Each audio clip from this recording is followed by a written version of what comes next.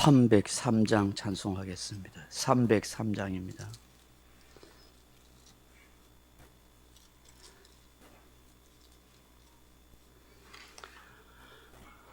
(303장입니다) 날 위하여 십자가에 중한 고통 받으사 대신 죽은 주 예수의 사랑하신 은혜여, 보배로운 피를 흘려 영영 죽을 죄에서 구속함을 받으느니 어찌 찬양하날까.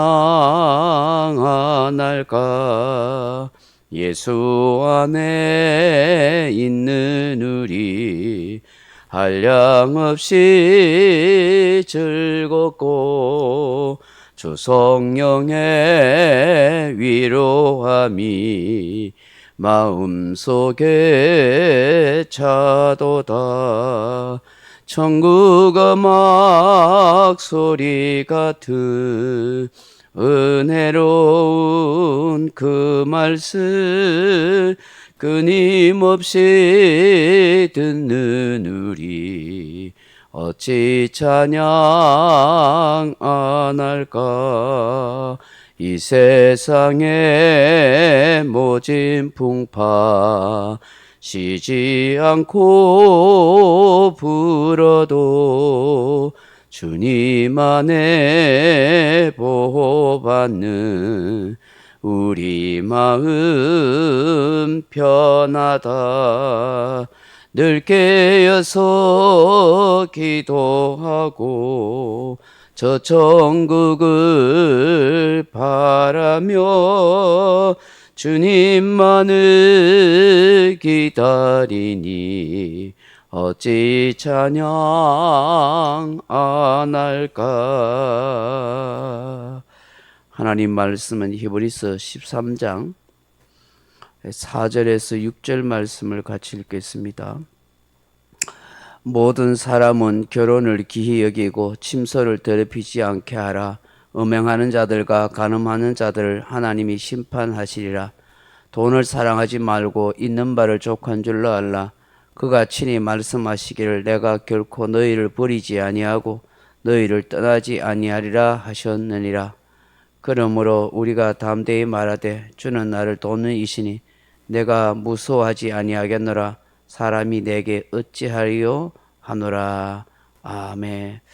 사랑하는 성도 여러분, 그리스도인의 삶이란 세상과 떠나 유리하는 인생이 아닙니다. 무인도에 홀로 사는 그런 삶이 아니라 하는 것입니다. 고행을 하거나 수행을 하는 그런 삶도 아닙니다. 같이 함께 더불어 살아가는 삶입니다.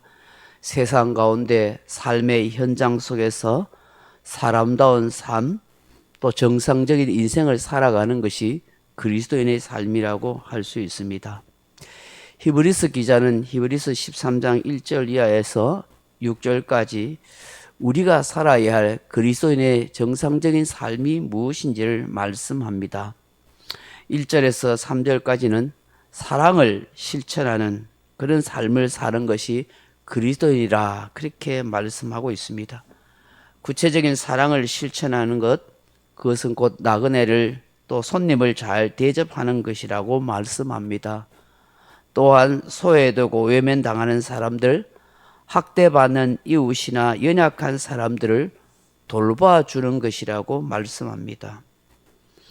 그리고 4절에서는 무엇을 말씀합니까? 그리스도인으로 순결과 정절을 지키는 삶이라 그렇게 말씀합니다. 모든 사람들이 결혼을 기히 여기라 그렇게 말씀합니다.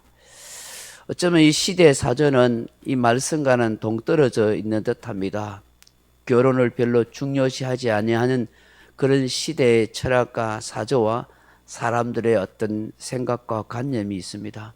그러나 성경은 결혼을 기히 여길 것을 말씀합니다. 생각해 보시면 결혼을 만드신 분이 누구십니까? 하나님이십니다. 창세기에 보시면은 하나님께서 아담과 하와를 창조하신 후에 그 배필을 에덴 동산에서 그렇게 세우시고 결혼을 주관하시는 것을 보십니다.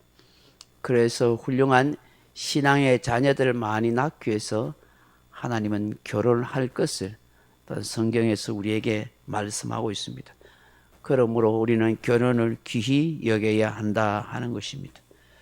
이 신앙의 후손들을 통해서 하나님의 나라가 이 땅에 더 확장되어 줄 수가 있기 때문입니다. 이 결혼을 귀히 여기기 때문에 침소를 더럽히지 말라고 말씀합니다. 이 말씀은 무슨 의미입니까? 타락한 성문화를 조심하라 하는 것이죠. 세상은 하나님을 섬기지 않고 하나님의 뜻 가운데 있지 않기 때문에 하나님이 주신 이 결혼을 귀히 여기지 않습니다. 그래서 타락한 성문화로 만들어가는 것입니다. 온갖 동성애라든지 이런 어떤 간음의 죄, 또 음행하는 죄, 불륜의 관계 이런 것들을 사람들은 자연스럽게 그렇게 생각하는 경향이 있습니다. 그것이 얼마나 타락한 죄가 되고 하나님이 심판하시는 무서운 죄가 된다는 것을 잘 모르는 것입니다. 그러므로 그리스도인들은 이 세상의 풍조를 따르지 아니하고 오히려 더 건강하고 바른 성문화를 만들어가고 결혼을 귀히 여기는 그런 사회를 만들어 가야 한다 하는 것이죠. 그리고 난 뒤에 5절 이하의 말씀은 또 무엇입니까? 돈을 사랑하지 말고 있는 바를 족한 줄로 알라 그렇게 말씀합니다. 여러분 그리스도인에게 있어서 정상적인 모습은 뭐냐? 주신 것에 자족하고 감사하며 살아가는 것이죠. 세상 사람들은 탐욕에 젖어서 더 많은 돈을 가지고 누리려고 합니다. 근데 그것이 정상적인 방법으로 돈을 버는 것이 아니라 탈세를 하거나 혹은 남을 속이거나 다양한 불법적인 방법으로 돈을 취하려고 하는 것입니다. 성경은 우리에게 이런 말씀을 합니다. 디모데전서 6장 9절에 보시면 부하려 하는 사람들은 시험과 올무와 여러 가지 어리석고 해로운 정욕, 욕심에 떨어지나니 곧 사람으로 파멸과 멸망에 빠지게 하는 것이라. 돈을 사랑함이 일만 악의 뿌리가 되나니 이것을 탐내는 자는 미혹을 받아 믿음에서 떠나 근심으로 자기를 찔렀느니라 그렇게 말씀합니다. 그렇기 때문에 우리 그리스도인은 어떻게 살아라고 말씀합니까? 디모데 6장 6절에 보면 자족하는 마음이 있으면 경건은 큰 이익이 되느니라. 우리가 세상에 아무것도 가지고 온 것이 없음에 또한 아무것도 가지고 가지 못하더니 우리가 입을 것과 먹을 것이 있은즉 족한 줄로 알 것이니라 그렇게 말씀합니다. 한마디로 자족하며 살라는 것이죠. 생각해 보십시오. 돈과 재물이 인간의 삶에 얼마나 큰 영향력을 행사합니까? 상상할 수 없는 그런 엄청난 영향력을 끼칩니다. 그렇기 때문에 사람들이 돈 하면서 돈 버는데 혈안이 되어 있습니다. 우상처럼 떠받들고 있다고 해도 과언이 아닙니다. 이런 사실을 잘 아셨던 우리 예수님께서는 하나님과 재물을 겸하여 섬길 수 없다라고 그렇게 말씀도 하셨습니다. 그 정도로 강력한 영적인 영향력이 있다는 것을 말씀합니다. 그런데 오늘 성경은 돈을 사랑하지 말라고 말씀하시고 자족하라고 말씀하십니다. 하나님께서 왜 이렇게 말씀합니까? 우리가 하나님을 섬기는 데 있어서 돈을 사랑하는 것이 신앙의 걸림돌이 된다는 것을 잘 아셨기 때문입니다. 돈을 사랑하지 말라, 주신 것 자족하고 살아가라. 그러면서 약속의 말씀을 하시기를 친히 그 말씀하시기를 내가 너희를 떠나지 않고 버리지 아니하리라 그렇게 말씀합니다. 무슨 말씀입니까? 주어진 형평대로 자족하고 살아갈 때 하나님이 돌보시고 책임져 주시는 인생이 될 것이라고 말씀하고 있는 것입니다. 여러분 광야에 있는 이스라엘 백성들을 한번 생각해 보십시오. 하나님께서 200만 명이 넘는 사람들에게 매일 일용할 양식을 하늘에서 만나를 내려서 주십니다. 그런데 사람의 욕심이 있었다 보니까 어떻게 해요? 그 만나만 먹고 못 살겠다는 거예요. 여러분 광야에서는 하루도 생존하기가 어렵습니다. 먹을 것 자체가 없는 곳입니다.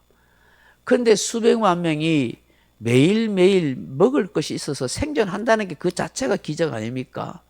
수백만 명이 반석에서 나오는 물을 마시고 산다는 것이 상상할 수 없는 일인 것입니다. 매일매일 기적 같은 하나님의 은혜로 살아가고 있는 것입니다. 그런데 매일매일 만나를 먹고 기적을 체험하고 하나님의 은혜를 체험하다 보니까 그게 어떻게 해요? 당연한 줄 생각합니다. 그러다 보니까 이제 어떤 마음이 들어요? 야, 만나 말고 다른 거 없냐? 또 다른 음식이 없냐? 고기를 먹고 싶다. 애굽에 있을 때 야채도 먹었는데 야채도 먹고 싶다. 힘이 없다. 마늘, 파, 온갖 생각이 난다. 사람이 서가 있으면 앉고 싶고 앉고 싶으면 눕고 싶고 싶다고. 이런 욕심들이 생겨서 불평과 원망을 토합니다. 그래서 죄를 짓게 되고 나중에 광야의 백성들이 가나안 땅에 결국은 들어가지 못하죠. 왜? 그런 욕심이 생기다 보니까 불평과 원망이 생기고 불신앙이 그 마음속에 자리 잡았어. 하나님의 기적 같은 은혜를 잊고 40년 동안 살아도 감사하지 못하고 자족하지 못한 어리석은 불신앙의 사람이 되어서 결국은 그 광야에서 다 엎드러지고 죽게 되었던 것이죠. 오늘 우리 그리스도인들이 가져야 할 지혜가 무엇인가? 끊임없이 이 세상의 탐욕과 욕심을 부추기는 것에 마음이 빼앗기지 않고 오늘 나에게 주신 것에 자족하고 감사하고 하나님이 모든 걸 돌본다는 그런 믿음으로 우리가 살아가야 한다 하는 것입니다. 오늘 이 새벽에 주시는 이 말씀을 다시 한번 묵상하면서 하나님이 나를 도우니까 내가 무엇을 두려워하겠는가? 담대한 믿음을 가지고 주신 것에 자족하고 감사하고 살아가는 그런 우리 모두가 되기를 주님의 이름으로 축원합니다. 각자 기도하시다가 돌아가시기 바랍니다.